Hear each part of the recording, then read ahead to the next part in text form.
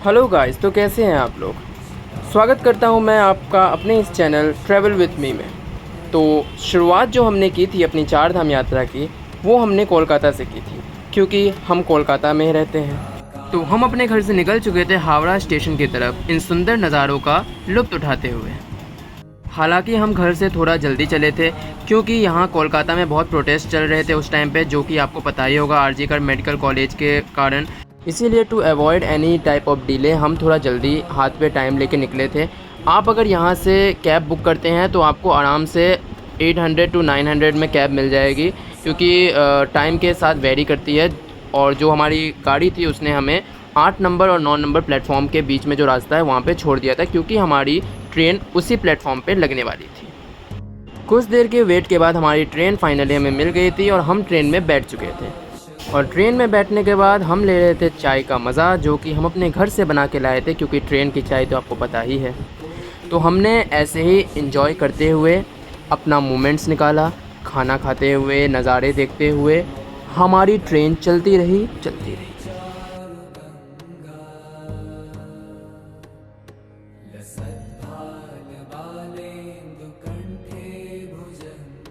अगले दिन ट्रेन से हमें नमो घाट के दर्शन हुए, जो कि एक बहुत ज़्यादा चर्चित घाट है, और आप भी इसके दर्शन करें। हालांकि जब हम हरिद्वार पहुंचने वाले थे उससे पहले किसी ने चेन खींच दी थी, जिसके कारण हमारी ट्रेन रुक गई थी। फाइनली हम हरिद्वार रेलवे स्टेशन पहुंच चुके थे और यहाँ पे सुबह के टाइम पे बहुत ज़्यादा बारिश हो रही थी, क्योंकि हम 4 बजे सुबह हरिद्वार रेलवे स्टेशन उतरे थे। हरिद्वार रेलवे स्टेशन उतरते ही आपको वहाँ पे खुद से होटल ढूंढने चाहिए, क्योंकि वहाँ पे बहुत से प्राइस रेंजेस के होटल आपको मिल जाएंगे, स्टार्टिंग फ्रॉम 500 टू 1000 2000 वेरी करते हैं। हमें बहुत ज़्यादा बारिश के कारण एक ऑटो वाले से यहाँ आना पड़ा, जिसके कारण हमें फेयर थोड़ा ज़्यादा देना पड़ा, चार्जेस थोड़े ज़्यादा लगे होटल के, जिसके अकॉर्डिंग होटल था नहीं। तो मैं आपको कहूँगा कि आप जो होटल बुक करें तो खुद से करें। डॉर्मेट्री, होटल, धर्मशाला भी बहुत सारे वहाँ पे अवेलेबल हैं। होटल में सामान वगैरह रख के हम निकल गए स्नान करने के लिए, क्योंकि एज़ बड़े बुज़ुर्गों ने कहा है कि कहीं भी जाओ तो स्नान पहले करो। हम पहुंच गए हर की पौड़ी घाट पे, जो कि वहां से आपको टोटो मिल जाएगा, जो कि चार्जेस 10 रुपीज़ करके वैसे तो है, बट वो चार्जेस लगाते हैं 20 रुपीज़ करके। तो आप बात करेंगे, ज़्यादा लोग रहेंगे तो शायद वो मान जाए। तो हम पहुंच चुके थे घाट पे और यहाँ का नज़ारा बहुत ही सुंदर था, जो कि आप सामने देख सकते हैं। स्नान करने के लिए यहाँ पे बहुत ही अच्छी व्यवस्थाएं दी गई हैं। महिलाओं के लिए अलग से कपड़े चेंज करने के लिए व्यवस्था मौजूद है, जो कि मुझे बहुत ही अच्छा लगा, जो कि दूसरे घाट्स पे देखने के लिए नहीं मिलता है जनरली। तो हमने यहाँ पे स्नान किया और साथ ही साथ खूब एंजॉय भी किया। आप पानी का वेग देख सकते हैं, पानी बहुत ही ज़्यादा ठंडा था और बहुत ही ज़्यादा शीतल था, जिसमें नहाने के बाद बॉडी की सारी थकान दूर हो गई। और हमने यहाँ पे खूब एंजॉय किया। एज़ मुझे मेरे मम्मी पापा ने नहलाया, क्योंकि मुझे इन सब में नहाने का भी एक्सपीरियंस नहीं है। और साथ ही साथ वेग इतना तेज़ था कि जो एक नॉर्मल बॉडी है उसे वो हिला दे रहा था। तो आपको पूरे प्रिकॉशंस लेके यहाँ पे नहाना चाहिए, जंजीर पकड़ के, क्योंकि अगर आप सावधानी नहीं बरतते हैं तो कुछ भी हो सकता है। इसीलिए सेफ़ रहें और अपने मोमेंट्स को अच्छे से एंजॉय करें। एज़ प्री प्लान्ड हमने पहले से प्लान कर रखा था कि हम स्नान के बाद माया देवी, मनसा देवी और चंडी देवी घूमने जाएंगे। मैं आपको सजेस्ट करूंगा कि अगर आप हरिद्वार आ रहे हैं तो इन तीनों के दर्शन ज़रूर से ज़रूर करें, क्योंकि ये यहाँ की बहुत ही ज़्यादा प्राचीन मंदिरें हैं। हालांकि मेरे और मेरी मम्मी का उपवास था बृहस्पतिवार का, इसीलिए हमने नॉर्मल फ्रूट्स लिए, और जो हमारे साथ बुज़ुर्ग थे जैसे कि मेरी दादी, नानी, दादाजी और पापा और भाई, उन लोगों ने खाना खाया और फिर हम निकल गए सेम डे पे। एज़ हमारे पास टाइम नहीं था तो सेम डे पे हम माया देवी, मनसा देवी और चंडी देवी के दर्शन में निकल गए। हम हरिद्वार 29 तारीख को पहुँचे थे और 1 तारीख का हमारा गंगोत्री का रजिस्ट्रेशन था, इसीलिए हमने 2 दिन हरिद्वार में स्टे किया। और वहीं स्टे के साथ साथ हमने हर जगह के दर्शन कर लिए, और जिन जिन जगहों के मैंने दर्शन किए हैं उनको मैं यहाँ पे मेंशन करूँगा, ताकि आप भी वहाँ पे दर्शन कर सकें और एक अच्छा एक्सपीरियंस उठा सकें। बहुत सारे फ़ोटोग्राफ्स लेने के बाद और बहुत सारे पिक्स क्लिक करने के बाद हम वहाँ से निकल गए वापस होटल की ओर। एज़ मैंने आपको पहले ही बता दिया है कि होटल जाके हमें थोड़ा रेस्ट करना था और चेंज वगैरह करके हम निकलने वाले थे घूमने के लिए।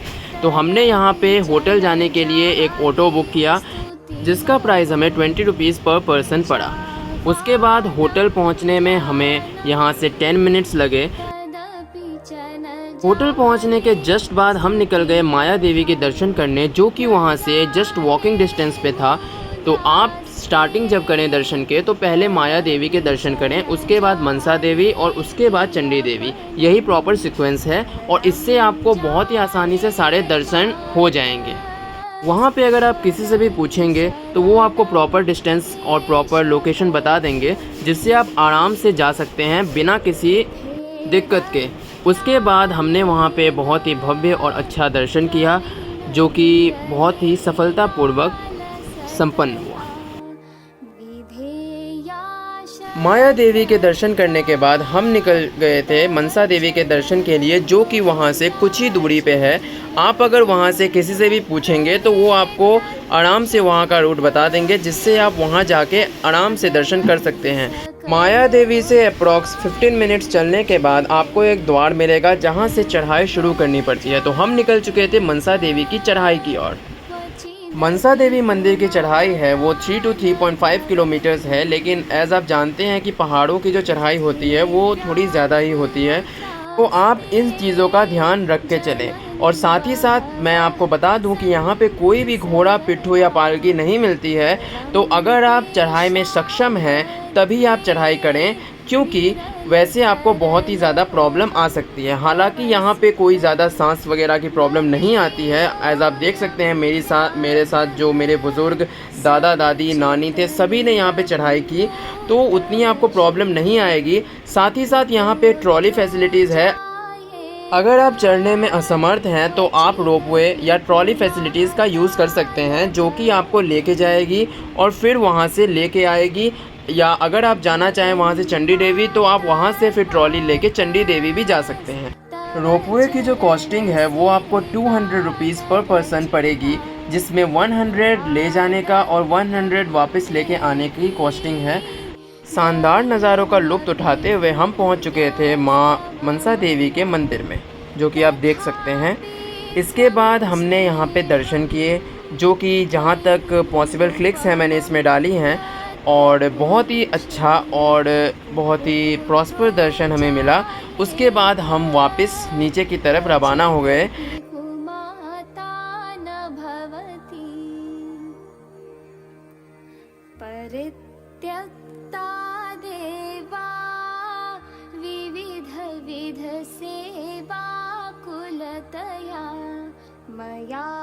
मंदिर के पास आपको प्रसाद मिल जाएगी, जो कि बहुत ही अलग अलग कॉस्ट के हिसाब से होती है। 80 रुपीज़, 150, 100, आप जो लेना चाहें वो आप लेके आराम से दर्शन कर सकते हैं माँ मनसा देवी की। और ये एक कुंड है जिसके आप दर्शन करें, और यहाँ आप माता मनसा देवी के भव्य दर्शन कर सकते हैं। हालांकि यहाँ फ़ोटो क्लिक करना मना था, बट मैंने ट्राई किया कि अपने दर्शकों को ये भव्य तस्वीर ज़रूर दिखाऊं। हमें नीचे उतरते उतरते 4 बज गए थे, शाम हो गई थी। तो हमने वहाँ से चंडी देवी जाने के लिए ऑटो बुक किया, जिसका फेयर हमें 700 पड़ा, जो कि पर पर्सन 100 रुपीज़ करके पड़ता है, और ये फ़िक्स चार्जेस हैं वहाँ के। जो माता चंडी देवी का टेंपल है वो जस्ट मनसा देवी के ऑपोजिट वाले माउंटेन पे है। एज आप देख सकते हैं सामने माता चंडी देवी का टेंपल नज़र आ रहा है, और उसके जस्ट ऑपोजिट वाले माउंटेन पे माता मनसा देवी का टेंपल था। हमने यहाँ से बुक की रोपवे। एज़ आप रोपवे डायरेक्ट मनसा देवी से भी बुक कर सकते हैं, मगर उसके जो चार्जेस हैं वो बहुत ज़्यादा लगते हैं। और यहाँ आके यहाँ से रोपवे बुक करने में आपको पर पर्सन वही 100 रुपीज़ चार्जेस लगते हैं, जो आने जाने का मिला के 200 पर पर्सन पड़ जाता है। नज़ारों का लुत्फ़ उठाते हुए और दादी नानी के साथ एंजॉय करते हुए मैं, दादी और नानी एक ट्रॉली में बैठे थे, और जो हमारी पीछे वाली ट्रॉली थी उसमें भाई, मम्मी, पापा और दादाजी बैठे हुए थे। यहाँ से बुक करने में आपको ये फ़ायदा है कि आपके चार्जेस कम हो जाएंगे, और साथ ही में जो नज़ारा है वो तो आपको देखने मिलेगा ही। तो मैं सजेस्ट करूँगा कि आप जब बुक करें तो सेम यहीं से करें, जिससे आपको कुछ बेनिफिट्स मिले।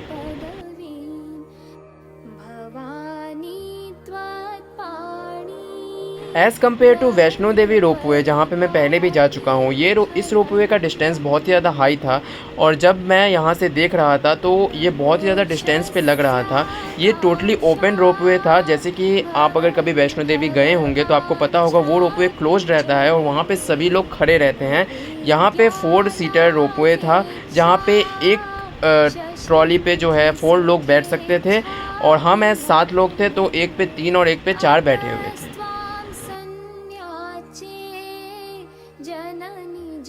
ट्रॉली को एक पार से दूसरे पार जाने में अप्रॉक्स 3 to 4 मिनट्स का टाइम लगा, जिस पे हमने बहुत ही ज़्यादा एंजॉय किया। फिर जब दूसरे तरफ ट्रॉली पहुंच गई तो हमें वहां पे रोक के वहां से उतारा गया। फिर हमने वेट किया कि हमारे जो साथ में हैं वो सभी पूरे फैमिली आए, उसके बाद हमने जाके आगे दर्शन किए। चंडी देवी टेम्पल में चढ़ाई के लिए यहाँ पे सीढ़ियाँ थी जो कि बहुत ही ज़्यादा चौड़ी थी और यहाँ पे हमें ज़्यादा चढ़ना इसलिए नहीं पड़ा क्योंकि जो रोपवे था उसने हमें जहाँ से उतारा था वहाँ से 10 मिनट्स वॉकिंग डिस्टेंस पे चंडी देवी माता का टेम्पल था। जिस टाइम पे हम पहुँचे थे उस टाइम पे श्रृंगार के लिए मंदिर क्लोज था, तो हमने वेटिंग एरिया में वेट किया। फिर जैसे ही मंदिर खुला हम गए दर्शन के लिए अंदर। एज़ आप देख सकते हैं कि मंदिर कितना ज़्यादा भव्य और अच्छा और साथ ही साथ बहुत ही ज़्यादा क्लीन है। एज़ हम लाइन में पहले थे इसीलिए सबसे पहले और खाली दर्शन हमें मिले। दर्शन के बाद हम चले गए वापस अपने रोपवे पे चढ़ के नीचे की ओर, जहाँ पे हमारा ऑटो वाला वेट कर रहा था। आपको मैं बता दूं कि रोपवे का जो क्लोजिंग टाइम है वो 7 PM पे है, इसीलिए उससे पहले ही आपको दर्शन करके रोपवे पे जाना होगा। हालांकि वहाँ के लोग बार बार आपको बोलने के लिए आते रहते हैं कि आप थोड़ा जल्दी करें, तो आप अपना टाइमली दर्शन करके रोपवे पे पहुँच जाएँ। और हम अब निकल चुके थे वापस होटल की तरफ। रात में होटल में रेस्ट करने के बाद नेक्स्ट डे हम आ गए गंगा आरती देखने, जो कि शाम 5 बजे से होती है। हालांकि आरती शुरू 6 बजे से होती है, लेकिन घाट पे आपको 5 बजे आ जाना है क्योंकि यहाँ पे गंगा आरती के वक्त बहुत ही ज़्यादा भीड़ लगती है। तो हमें भी सीट सामने की नहीं मिल पाई, इसीलिए हम साइड में ही बैठे थे, लेकिन हमने यहाँ से गंगा आरती पूरी तरह से एंजॉय की। अगर आप हरिद्वार आए हैं और गंगा आरती नहीं देखा तो क्या ही देखा। और जैसा कि आप देख सकते हैं कि यहाँ कितनी भव्य आरती हो रही है, इसीलिए मैं आपको सजेस्ट करूंगा, सजेस्ट नहीं बल्कि एज अ व्यूअर अगर आप मेरी बात माने तो आप ये आरती ज़रूर देखें, इसे मिस ना करें क्योंकि ये बहुत ही ज़्यादा अच्छी और बहुत ही ज़्यादा शानदार आरती यहाँ पे होती है। इस आरती के बाद आप माता गंगा का जो मंदिर है यहाँ पे उसके भी दर्शन करें, जो कि आगे मेरी वीडियो जा रही है, आप उसे देखें।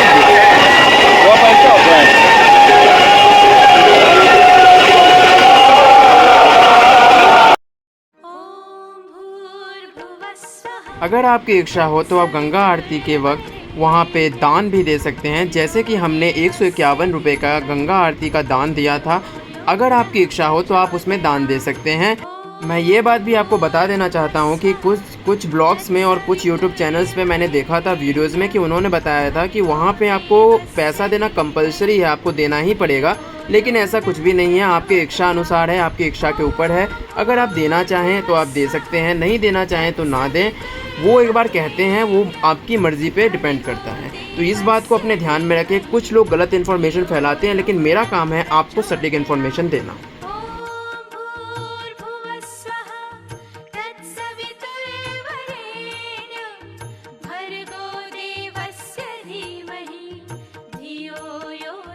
आरती देखने के बाद हम पहुंच गए गंगा माता के जो मंदिर है उसके दर्शन करने। एज आप देख सकते हैं यहाँ पे कितनी ज़्यादा भीड़ है, क्योंकि आरती के जस्ट बाद दर्शन में बहुत ज़्यादा भीड़ होती है, तो आप आराम से दर्शन करें। और अगर आपको मेरा चैनल और मेरा ये ब्लॉग पसंद आया तो इसे लाइक करें, अपने फ्रेंड के साथ शेयर करें और बेल आइकन ज़रूर प्रेस करें ताकि हमारी सारी नोटिफिकेशन आप तक पहुँचे। जय गंगा माँ।